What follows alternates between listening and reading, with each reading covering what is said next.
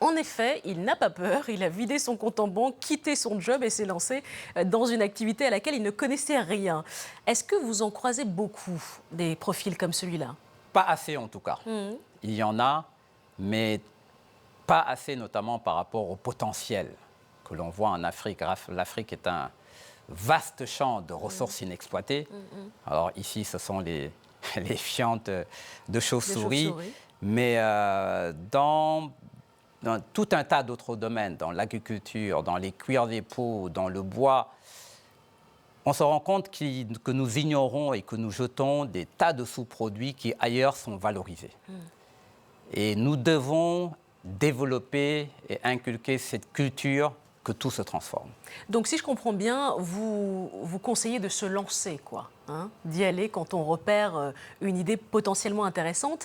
Alors la question que je me pose, forcément, c'est s'il existe aujourd'hui des outils pour mesurer le taux de risque à ne pas dépasser quand on se lance dans une affaire, quand on démarre une affaire. Disons que le véritable problème aujourd'hui, ce n'est pas le risque et les chances de réussite, c'est la difficulté à lancer des affaires devant autant de potentiel. Au fond, des gens qui ont des capacités entrepreneuriales, des capacités de récupérer des choses et de les transformer, on trouve souvent des exemples en Afrique, mais à petite échelle. Oui. Et on voit que ce formidable entrepreneur avait quand même 100 000 euros en poche pour démarrer. Ce qui n'est pas le cas de tout le monde. Et pour aller chercher le reste, ce qui n'est pas le cas de tout le monde. Oui. Combien de fois on voit des gens qui ont des idées innovantes, qui ont les compétences, qui ont l'expérience et qui ne peuvent pas se lancer. Nous avons besoin de financement plus adapté, de capital risque, de capital développement et de manière générale d'un environnement des affaires beaucoup plus simple et beaucoup plus incitatif pour libérer les énergies et faire en sorte que ce type d'exemple se démultiplie. Saviez-vous que la noix de cajou est aujourd'hui un des produits alimentaires les plus demandés au monde, devant le café? Je vous assure, l'Afrique commence à en mesurer le potentiel. La noix de cajou peut se négocier jusqu'à 1 200 $ la tonne. Reportage en Côte d'Ivoire. Ici, dans le nord de la Côte d'Ivoire, il y a 30 ans, c'était la savane. Et pour empêcher l'avancée du désert, on a planté un arbre, l'anacardier. Ça, c'est le fruit de l'anacardier. Il y a deux parties. Il y a la pomme et puis il y a la noix de cajou. Voilà, on débrasse la noix de la pomme, on tourne comme ça. Voilà la noix. Une noix qui s'est glissée en une dizaine d'années sur le podium des exportations ivoiriennes, se payant même le luxe de passer devant le café. Pourtant, dans les années 90, l'anacardier recouvrait à peine 100 hectares de terre dans le pays. Aujourd'hui, il occupe une superficie de 140 000 hectares, faisant de la Côte d'Ivoire le deuxième producteur mondial de noix de cajou, derrière l'Inde, mais devant le Brésil, d'où cette noix est originaire. Pour comprendre le phénomène noix de cajou, il faut se rendre à Odiéné. La capitale régionale du Nord-Ouest est en train de devenir celle de l'anacarde. Ça fait 2 ans. Idriss Dia fait partie des centaines de producteurs de la région qui se sont lancés dans cette culture. Bon, au début, ils étaient sceptiques par rapport au relâchement du prix. Ils ont vu que vraiment, ça fait café cacao du Nord. Ce café cacao du Nord, c'est la nouvelle richesse de la Côte d'Ivoire. Idriss Dia a flairé le bon filon. Il a planté 12 hectares de noix de cajou. On a fait le bon choix. On est très, très contents parce que ça nous fait rapporter de l'argent. Donc, on arrive à suivre notre vie sans se plaindre et puis sans aller mendier ailleurs. Donc, ça fait du bruit. Et pourtant, la noix de cajou ivoirienne se négocie moins cher que sa voisine, la noix de cajou ghanéenne, car elle est jugée de moins bonne qualité par les acheteurs. Résultat, certains producteurs n'hésitent pas à traverser la frontière en toute illégalité. Le prix a été cette année 225, alors qu'au Ghana, tout près, c'est 400 francs. Certains producteurs sont tentés d'aller vendre les produits au Ghana. Cette année, Abidjan a décidé de mettre en place un prix plancher reflétant la valeur moyenne de la noix de cajou ivoirienne. 225 francs le kilo au bord du champ, trop peu, disent les producteurs, peut mieux faire, reconnaissent les autorités. on peut arriver à de meilleurs prix. Mais en même temps, il faut que les mêmes producteurs aussi jouent les partitions. Parce qu'un produit, c'est nécessairement la qualité qui fait le produit. Donc pour nous, on est tous on est en train de mettre toute une grande campagne de sensibilisation sur la qualité en place. Et ça va nous permettre de nécessairement faire valoriser ce produit-là. Et puis, on s'est dit, les producteurs auront encore de meilleurs prix. Car il y a bien un problème de qualité pour la noix de cajou ivoirienne qui se négocie sur le marché international 60% moins cher que la noix de cajou asiatique. Un aspect qualité qui se joue aussi dans le décortiquage. C'est d'ailleurs là que se crée l'essentiel de la valeur ajoutée de l'anacarde. Un procédé long et fastidieux qui représente plus de 80% du prix de vente au consommateur final. Une étape essentielle pour rendre le produit comestible. C'est ce qu'on fait ici, dans cet atelier de la Société ivoirienne de traitement d'anacarde. Voilà, ici nous sommes dans la salle de décortiquage. Après le refroidissement des noix, les lignes sont scindées en fonction des calibres. Même si pour pondre les noix, l'entreprise utilise une machine, l'essentiel du traitement est réalisé à la main. Car la noix de cajou est très fragile. Et si elle est cassée, elle se vendra 50% moins cher. On met les amandes entières ici, on met les fondus et les râpés ici. On jette les coques dans les casiers qui sont en bas.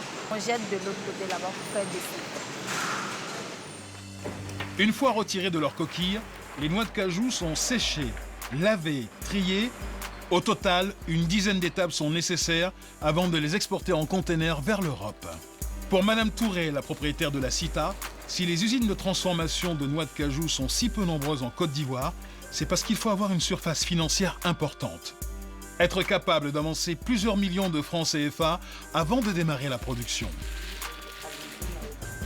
La production s'étend sur 3 à 4 mois. Et c'est pendant cette période qu'il faut pouvoir acheter la quasi-totalité de la capacité d'une usine. Si tu as une usine de 3000 tonnes, il faudra acheter 3000 tonnes pendant les 3 mois, qu'il faut usiner pendant 9 mois. Vous convenez qu'il y a une trésorerie qu'il faut immobiliser. Malgré ces difficultés, l'usine de Madame Touré tourne bien. À tel point qu'elle a décidé de faire passer ses capacités de production de 3000 tonnes aujourd'hui à 5000 tonnes l'année prochaine. Mais ce marché attire d'autres investisseurs, comme le singapourien Olam. À Dabakala, à 500 km au sud d'Odiéné, la multinationale vient d'ouvrir sa plus grosse usine de Côte d'Ivoire. Ici, on traite 10 fois plus de noix de cajou que chez Madame Touré. L'usine d'Olam a une capacité de 100 tonnes jour et une capacité annuelle de 27 000 tonnes de noix brutes traitées par année. Nous avons également une autre usine à Demboko qui arrive à produire 12 000 tonnes. Donc nos deux usines arrivent à transformer environ 40 000 tonnes, qui représentent un peu moins de 10% de la production nationale. Pour atteindre de tels rendements, le procédé a été automatisé au maximum. Mais des usines de ce genre sont encore trop peu nombreuses en Côte d'Ivoire. Le pays n'exporte que 6% de sa production sous forme de noix décortiquées. Le manque à gagner est énorme. L'objectif du gouvernement ivoirien est d'arriver à 100% d'ici 2020. Une formidable opportunité pour le nord du pays de s'industrialiser autour de cette nouvelle pépite ivoirienne. Vous ne pensez pas que l'objectif du gouvernement ivoirien, ça devrait aussi être de transformer sur place la noix de cajou, parce que c'est là où est l'argent. Comment expliquer qu'aujourd'hui, la plupart de ce que l'on produit, nous, en Afrique, est effectivement transformé sur les lieux de consommation? Ce qu'il faut retenir, c'est que l'Afrique, aujourd'hui, possède 33% des ressources naturelles mondiales, oui, et ne représente qu'1% de la production industrielle mondiale. Cela explique tout. Cela explique notamment pourquoi notre croissance est aussi faible et pourquoi elle ne crée pas d'emplois. L'industrialisation est un impératif, notamment vis-à-vis de l'exigence de création d'emplois. Aujourd'hui, nous avons 5% de la population active qui travaille dans le secteur formel, seulement 5%. À côté de cela, on a une population active aujourd'hui de 560 millions d'actifs, dont beaucoup ne travaillent pas, sont oisifs, beaucoup de jeunes qui sortent d'école et qui ne trouvent pas d'emploi. Et cette population active va doubler d'ici 2030. C'est une formidable chance pour relever le défi industriel et notamment pour aller chercher tous ces ouvriers qualifiés, ces techniciens supérieurs dont l'Afrique a besoin, mais c'est aussi une bombe sociale si on ne fait rien, pas. Absolument. Alors pour vous, quelle est la solution? Il faut former déjà, première chose, et ensuite? La formation, effectivement, est un impératif. Une autre contrainte importante, c'est le besoin de capitaux pour investir. Oui. La dame le soulignait qu'effectivement, c'est difficile d'attendre le retour de l'investissement industriel qui prend beaucoup de temps alors qu'on a mobilisé beaucoup de ressources. C'est pour cela qu'il est important de bâtir un capitalisme national fort avec des acteurs nationaux qui sont capables d'investir dans l'industrie et d'accompagner ce mouvement de diversification. Former et financer. Absolument. Avant de nous quitter, un mot de votre activité. Victor Ndiaye, vous êtes, je l'ai dit, conseil en management. Vos concurrents sont des multinationales. Ce que j'aimerais comprendre, c'est comment on fait pour s'imposer dans ce domaine quand on est africain. Écoutez, d'abord parce que la nationalité, là, sur un sujet comme ça, ne joue absolument aucune importance. Nous sommes dans un secteur du savoir, et s'il y a aujourd'hui quelque chose, dans le monde d'aujourd'hui, quelque chose qui circule et qui se partage, c'est bien le savoir. Ce qui est important ensuite, c'est la capacité d'utiliser ce savoir pour régler les problèmes des économies, et en l'occurrence pour nous, des économies africaines. Oui. Je pense que nous réussissons parce que nous avons été les pionniers pour s'installer en Afrique, être près des gouvernements, des acteurs du privé, et les aider avec une véritable connaissance du contexte local. Voilà, vous connaissez mieux leur réalité. Donc quand vous dites que la nationalité n'a aucune importance, ce n'est pas tout à fait vrai, en fait. Non, parce que nous avons dans notre cabinet des Européens et des Américains qui travaillent sur place et qui sont excellents.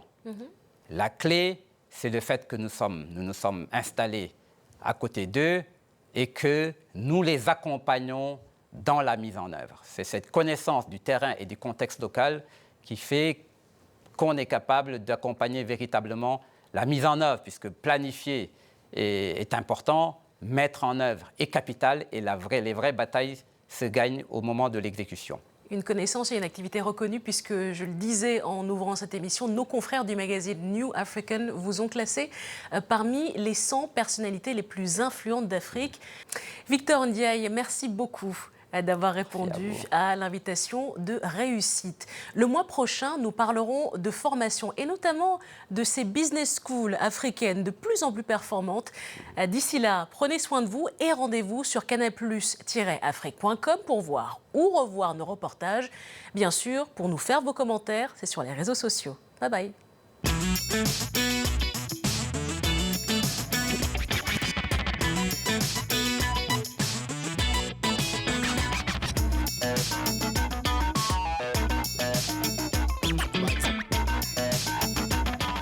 Réussite vous est présentée par Ecobank, la banque panafricaine.